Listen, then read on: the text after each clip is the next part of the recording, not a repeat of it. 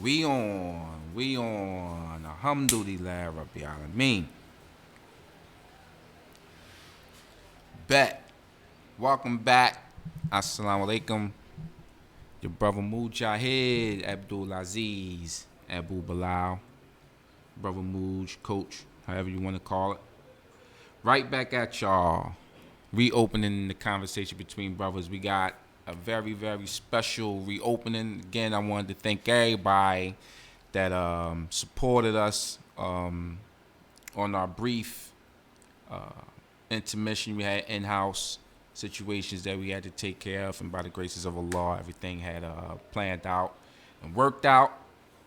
So we back. Conversation between brothers, the most important engagement medium that's popping for today. We are the direct link and the mouthpiece for our brothers behind the wall. You know what I mean? This is pretty much what this podcast is based off of. The book written by Alchemist Jabal Shabazz, A Conversation Between Brothers, which is on sale. All proceeds help benefit the brother. You know what I mean? We got to support each other to make each other's situation a lot better. First of all, foremost, I want to get into some announcements. Future endeavors. We are looking to do a few community engagements at a few locations that we are in partnership with. One is the 214 Bridge Loft out there in Chester off of 295 right there off of Chester, right down the street from the Philadelphia Union Stadium. Nice joint, events, all kinds of birthday parties. It's a private situation. Got parking, and it's black owned, family owned. And then we got Barbers Hall, where we looking to do a lot more engagement with the community, and also trying to refurbish that legendary atmosphere. 2, Vertebrae Support Services is Imam Muslim Family Center, after school program and activities with peace and love. Brother Herm, Brother Saifullah, and the good brothers out there off Lancaster Avenue in West Philly have after school programs and activities for the youth. It's a lot that I'm going to get into, especially with the human trafficking and the killing of our brother. And then there's a reason for it all. It was brilliantly set up. And we bit the bait. And we are suffering the consequences of that bait we bit. Community announcements. Somerville Community Commission, we beginning to start getting back into building a community within the community. The elders of the community is coming together to sponsor sports events, clothing lines, entertainment, black business entrepreneurship programs, supporting the black-owned businesses within the community. We're going to continue to push that. You know what I mean? Because now it's more critical than ever that we come together with our businesses, our programs, our money, and come to an equal understanding that we circulate our dollar within ourselves, we'll be a lot better off. So today we have a special call-in from a good brother of mine, and who is the producer of the next couple episodes of Conversation Between Brothers. Again, the book written by my sheikh, Ahmed Jabal Shabazz, my old head, who's been down from 44 years straight. And he got more educating diplomas and master degrees than us that's free. But y'all got that man incarcerated. And some of these ignorant jokers out here that's passing our kids off guns and coke packs and wrong rules to the game is out here running free. But that's a whole nother issue. But we got our brother Kevin Evans, SCI Phoenix, brother that's doing life, you know, doing life, but he is live and direct behind the walls of and the gates of a maximum security penitentiary. And his social, political, and education and economic state of our community from the perspective of community organizers who live inside of those max security jails around the state will also be conversating with the community. See, we gotta bridge the gap. It's talent and skillmen and philosophers and top educators and motivators that's behind them walls, unjustly entained for the rest of their lives, and it could be a benefit to society. Look at Wallow. Brother did 20 years, man. Come home, he's the most motivational speaker that we have in our time. Ask Jim Harbaugh and the Michigan Wolverines. Came and gripped that man who was an inmate with this very brother that's going to be calling in pretty soon, up behind those hell gates. And that gets me into my conversation of, I've seen a sister do a video before the brother called. I seen a sister do a video, and she was explaining how we are the men to protect our black women from being snatched by massa in them. And remind you, if you've seen the movie Harry, you see they got, black folk that help the hunt. So don't get it twisted like, it ain't our own that's assisting in this travesty that's going on with our black women. And it made me think, like, damn, well, let me think where are the men at, okay? Senator Ron Waters has stated in the community, I won't even have a chance because now it's on. Ladies and gentlemen, without further ado,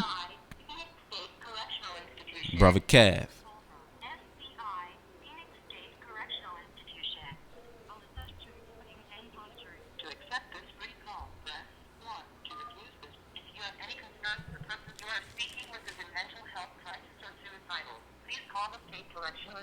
Immediately. Thank you for using Securus.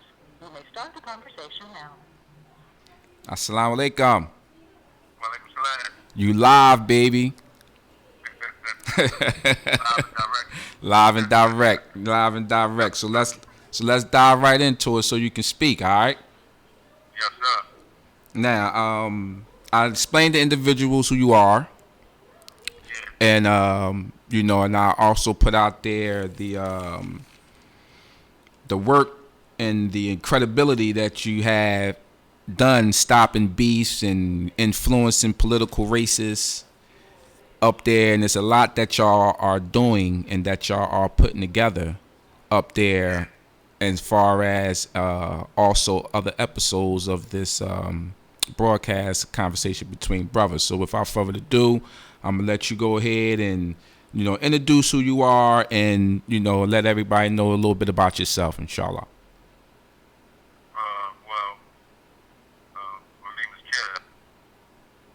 Through my journey of being incarcerated, they call me Brother Kev. Other brothers call me Big A Kev out of affection.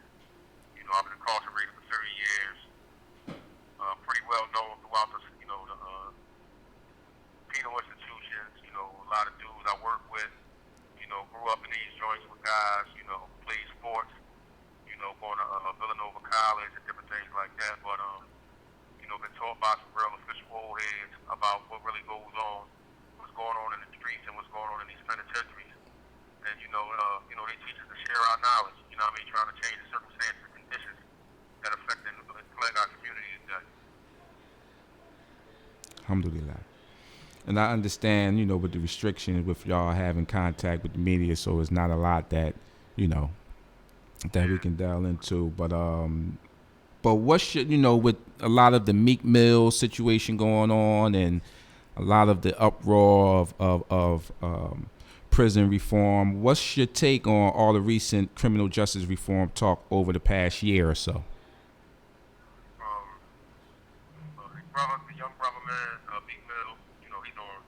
great work. You know what I mean? He was incarcerated for a couple months at the State Correctional Institution in Chester. You know, he was around a brother that I know, you know what I mean, that was teaching him, you know, this criminal justice reform game. But when it comes to the bigger conversation about criminal justice reform, you know what I mean, it depends on what people are talking about. See, mostly when you talk to people, they say, you know, nonviolent offenders, you know, low-hanging fruit and things like that. But that's kind of confusing because the majority of crimes, the way they're labeled inside of the laws that's written today, you know, they could be classified as violent. So a person wouldn't get the benefit of any law passed that would exclude violent offenders. So it's kind of a tricky thing. And we try to reach out to the community and educate the community on what's real and what's fake because there's a lot of misinformation floating around. Phoenix State Correctional Institution. I think on criminal justice reform is, you know, you got to be careful with the definition of what they talk about. You know, we believe in second chance legislation for all prisoners and ex-offenders. You know what I mean? And that's the agenda that we pushing. Trying to get legislation passed so that it affects everybody. Everybody deserves a second chance no matter how bad, you know, a situation is. You know what I mean? We ain't talking about no pedophiles, nobody hurt no children. But in the scheme of the things we run around here and do in these streets, make bad decisions, bad choices, and then you got the wrongfully convicted, then you got the overly charged. You know what I mean? And it goes on and on and on. So, you know, the mistakes that man makes and punishing, you know, his fellow man, fellow woman, you know, it should always be a release mechanism where a person can show redemption. And this is what our criminal justice reform is rooted in. Alhamdulillah. So what are some of the organizations you're affiliated with inside and outside the wall? Well, our main organization is the Great Families. We choose the name the Great Families because it's like, you know, the black families, you know, getting a little older and a little wiser. You know, we might not be as revolutionary, and we've become a little bit more diplomatic. This education campaign that we on, you know, we ask anybody who want to be, you know, and feel a little bit more informed about what's really going on in these criminal justice systems. You email us at G4, letter G, F-O-R-D, like the truck, Panthers, like the cat, at yahoo.com. I mean, people can just send us their questions, you know, and we also affiliated with the NAACP. It used to be the Greater Fall branch, now it's the Phoenix branch. We're affiliated with Real Street Talk. We're affiliated with the Latin community here, Correctional Institution. the LaFeo organization, some of our external organizations of the Black Pennsylvania Prison Society. We trying to, you know, reestablish their identity because they do a lot of, they help us a lot and do a lot of work for us in the community. We also connected to the Coalition Against Death by Incarceration. They do major work in the political arena of free the ballot. You know what I mean? Because we're not going to change these unjust laws if we don't get a little bit more politically involved. You know what I mean? Sometimes our families and friends mean well, but they don't even realize that they voting for people that's keeping these laws the way it is. They voting for people that's keeping us inside these prison walls. So again, our educational campaign is to, you know, educate our families and friends and say, listen, identify these candidates, research these candidates, make sure they support criminal justice reform and second chance legislation for prisoners and offenders before they go out there and vote for them. These judges, District Attorney Krasner, this is the first time in history that criminals or former criminals or prisoners supported a district attorney candidate. And all we asked for is justice, and that's what that man gave us. He talking about stop overcharging and things like that. You know, so you know, it's a real important time in our history. You know what I mean? Because the out of control behavior that's going on in the streets right now was a paradigm shift, and now we got to change that paradigm back to the old ways where it used to be, where we used to put this concept of community. And that leads us to the question at hand. How do the inside feel about these murders and out of control violence that's going on within the community with these young boys murdering children and using children to shield themselves from the beef, and you know, our women is being snatched and just simply beaten and murdered. You know, how do the inside feel about that? Well, again, speaking to that paradigm shift, most of the brothers, principally rooted individuals, they take that kind of stuff to heart. There was a time, space, and one time, space, and place.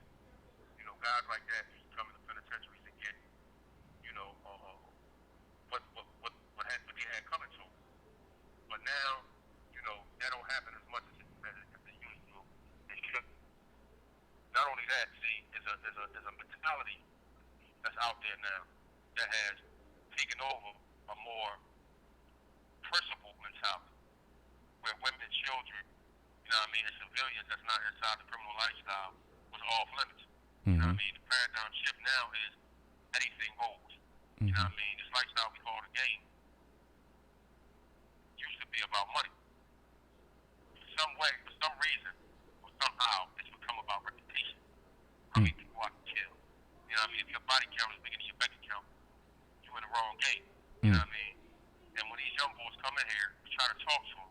As long as they ain't did no extremely egregious stuff to the community, like hurt children, elderly people, we try to give them a conversation, man. Y'all run around shooting and killing each other for no other reason than a reputation.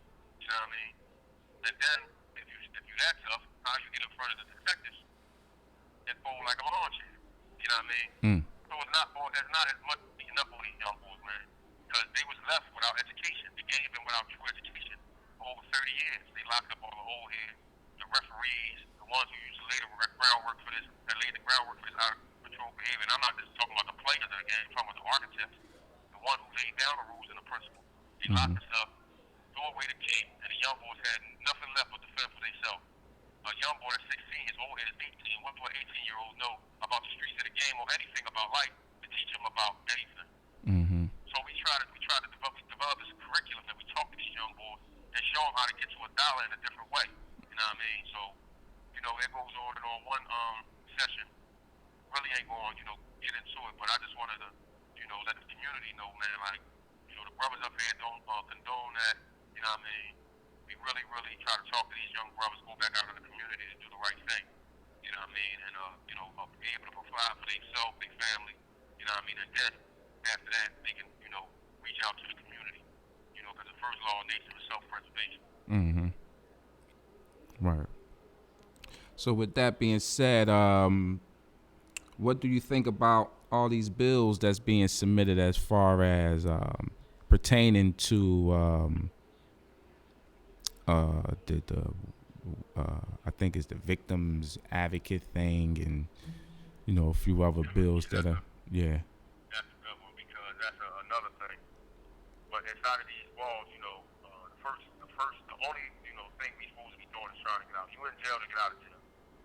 And when you sit down and analyze that objective, you say, what do we got to do to get out? You can go through courts, you could go through legislation, or the illegal way, which ain't gonna work because that very rarely happens. So for decades, like juvenile life was just not a blessing. It was like hitting a lottery. They got a United States Supreme Court ruling that said anybody under the age of 18 has to be resentenced. They can't be given a mandatory life sentence. But you still got thousands of lifers incarcerated, wrongfully, and some may have made a mistake but deserve a second chance. So all these legislatures are starting to introduce these bills to maybe give lifers a second chance, but they haven't gotten any traction. And the reason for that is we're not working together, we're not mobilized or organized, we're not unified. The politicians are supposed to work for us, and if the community say they want lifers to have a second chance, then the politicians are supposed to listen to that community. But the only thing politicians listen to is numbers. Collective numbers. And that's what that's our upper mission, an educational campaign and a political campaign. Because once we educate our families and friends and say who and who not to vote for, we might not be able to change your mind, but we can most certainly change your faith. And that's one of our objectives. We put this voters block together. Next year, the majority of the state officials run be the ones that affect our lives every day. It's a common thing in politics is local. A lot of people think they, know about the national politics. That's nothing. Your politics is local. Who your city council member is, who your state rep is, who your state senator is, because they pass the laws that affect you, whether you're incarcerated or not. It affects you every day. And we launching a campaign to officially hold the 28 and 7 elected officials in Philadelphia, feet to the fire. You know what I mean? Why y'all not negotiating our issues? Mm-hmm. To the larger body of legislature as a block. So, you know, we got a lot of things on the table, man. I look forward to coming back on your program, man, and talking about a variety of things, the economics in the community. You know what I mean? Again, the young boys and the violence. You know what I mean? And a lot of all the time, they the young boys. You know what I mean? Sometimes these old heads going out there trying to follow behind the young boys, trying to still be young boys. Mm. But we can't pick up on them. We got to understand the mentality that got them that way. Mm-hmm. You know what I mean? Talk to them. And I got to give you this contrast when it comes to these younger guys. See, down in the county, Mm-hmm. they assault each other in religious services. Mm-hmm. You know what I mean? They don't have no protocol or no boundaries. But when they get up here, they don't do that because we got a saying that say, you know what I mean? When they know better, if they knew better, they would do better. Right. You know what I mean? So this is the impact that we have on them when they come up here because ain't nobody. I'm not saying nobody out there. You know, a lot of good men out there trying to do their best. Mm-hmm. But the ones that they look up to when they get up here in these state penitentiaries, we let them know, man. You know what I mean? That's not how it go. You know what I mean? This is not how you behave. You know what I mean? Some of them listen, some of them don't. But they don't assault each other in our religious service. Right. Right. So this is kind of like the impact we have on them, you know. Alhamdulillah.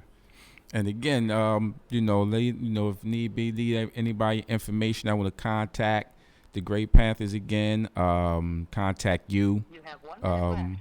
While you got the minute. G4 Panthers at yahoo.com. G4 Anything they heard. Panthers G4. at yahoo.com.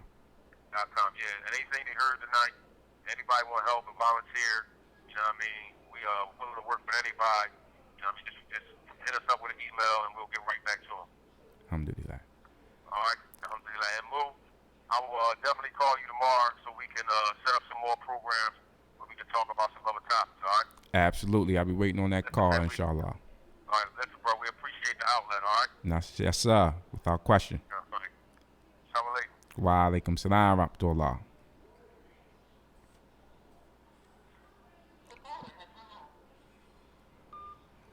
Brother Kev, live and direct, as my man King Erner would say, from the maximum security penitentiary of SCI Phoenix. Maximum security penitentiary of SCI Phoenix that house, I believe, 3,000? Could be wrong, but it's almost that number. Black men. That's just one state penitentiary in this state. And I was getting back to him, like the brother was mentioning before we close out. The sister was saying, so, where are the black men that's, supposed to stand up and protect our women? And it's a valid question. And it makes me dig up more so than anybody.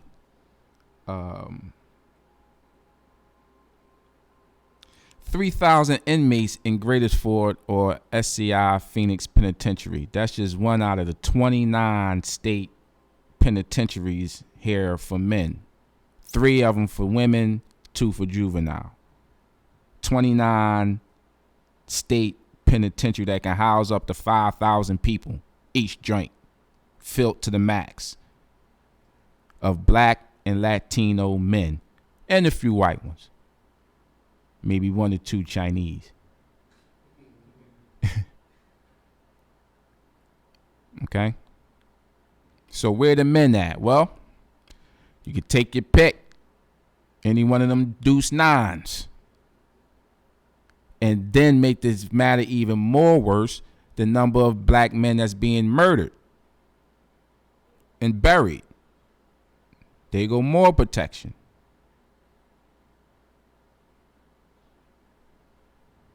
It's a lot of us black men that's being castrated, living. And you just spoke with one that's highly intelligent. Come home, get himself on his feet and be a husband, a father, and a protector of the community. You can hear it in his voice. And there's thousands of them up there like that. And we got these creeps coming into our neighborhoods harassing and stealing our babies, man, and our women like vultures. That's scary. And man, you know, if you don't happen to be out and about and be into a parking lot at this Fresh Grocer or Walmart, just peep the surroundings. Especially some of us that survive the streets, we know how to peep surroundings and understand shit look a little creepy. What main man up to? He looking like he ain't up to no good. Check that nigga, see what's up with him. Cause it's serious now. You know what I mean? And it leads me to, which would be my next topic in hand next week. Inshallah, Allah subhanahu wa ta'ala preserve us. Next week would be the hip-hop entertainment weaponization against the black family. And we're going to start with the supreme example. Again, you know, I'm Mujahid, I'm a Muslim. I go by the Quran and a lot that's written in it and the history of it, because I'm a history major. And that's where I find the best legit history for me and what I see in my little world. And it's amazing that everything was explained of how the devil gonna work in these days of time. Dealing with the first family that was created, Adam, Hawa, and their 3 sons, Cain, Abel, and Sheth. The first black family created on the earth, and everything within that paradigm will explain exactly where we at with it today. Murder of your brother, dealing with this, you know, the twists and the nuances and the evil with the entertainment. And again, we just spoke with a brother that's up there and sit and talk with Bill Cosby every day. And you'd be amazed how comfortable Bill living up in that joint for what it is. For him to say, listen, I don't care. I ain't saying sorry about nothing. I ain't do. I'm chilling up in the joint. I got the boys. Some stand-up jokers up in here. Haven't been around that. Even when I was with billions of dollars, the fake ones put me in here.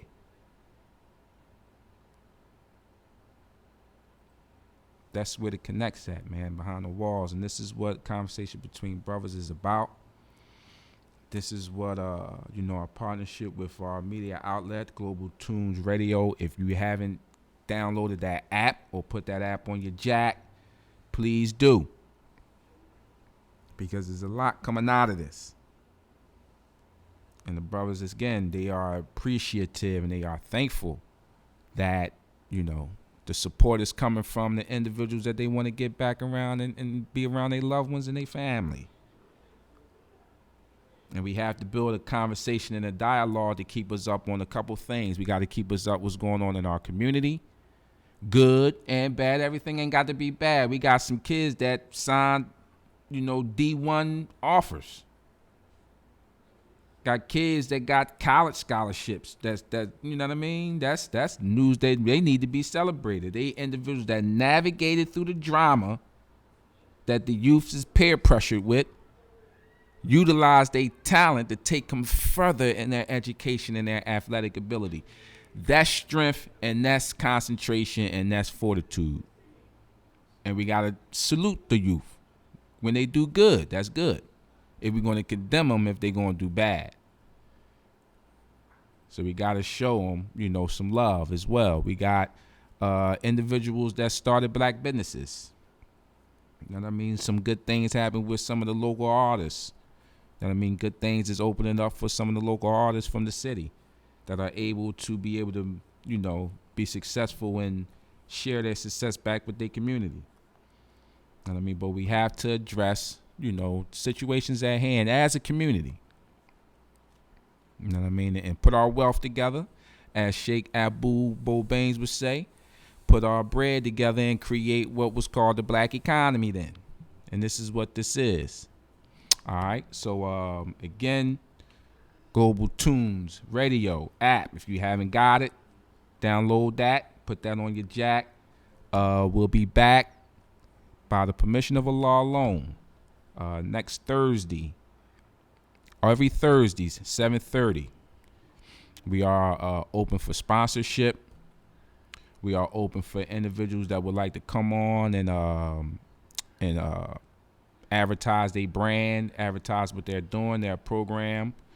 We are also inviting parents that want to come and speak on issues that they may be dealing with their youth, that maybe we can, as a family, as a community, as a family, help our family out. You know what I mean? Because we understand our sisters is out here alone, because a lot of our brothers is where my man just called from. And we have to understand that. And it takes a village to raise, your babies.